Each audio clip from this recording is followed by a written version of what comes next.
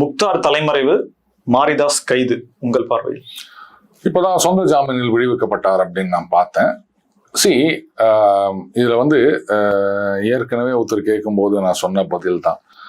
இந்த அவதூறு, அது சிவிலா இருக்கட்டும் இல்லை கிரிமினல் டிஃபமேஷன் போடுறீங்க அப்படின்னாலும் இதுக்கு கைதுன்றது தேவையா?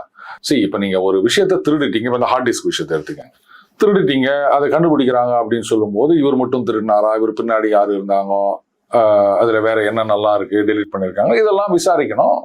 அது கைதுன்றது ஓரளவுக்கு நம்ம தகவல் வாங்கலாம், புரியுதுங்களா? இப்போ இது ஒருத்தர் அவதூறு பேசியிருக்காரு அப்படின்னா அவர் சொந்த சேனல் நடத்துறார், அவரு பேசுறார், பேசினது அப்படியே இருக்குது வீடியோல.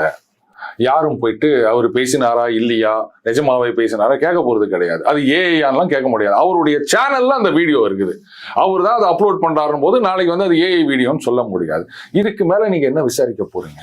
இல்ல பின்னாடி யாராவது இருந்து தூண்டுகின்றாங்க, சொல்லப்பட்ட தகவல்ல உங்களுக்கு என்ன உண்மை இருக்கு, அது பொய் இல்லைன்னு சொல்லி அவர்கிட்ட சொல்ல, அது கேஸ். புரியுதுங்களா?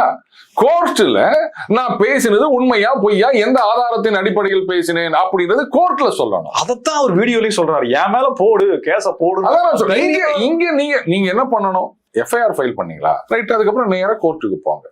போயிட்டு இந்த மாதிரி இவர் தவறாக பேசியிருக்கின்றார், அவதூறு, அதுக்கு தண்டனை கொடுக்கணும் மயிலாட் அப்படின்னு அவர் சொல்வாரு, நான் எந்த ஆதாரத்தின் படி பேசினேன், அது உண்மையா பொய்யான்னு. அப்புறம் கோர்ட் ஹஸ் டு டிசைட். நீங்க அவரை என்ன போய் விசாரிக்க போறீங்க? இப்போ திமுக கொஞ்ச நாள் கழிச்சு பண்ணதை இவங்க உடனே பண்ண ஆரம்பிச்சிட்டாங்க.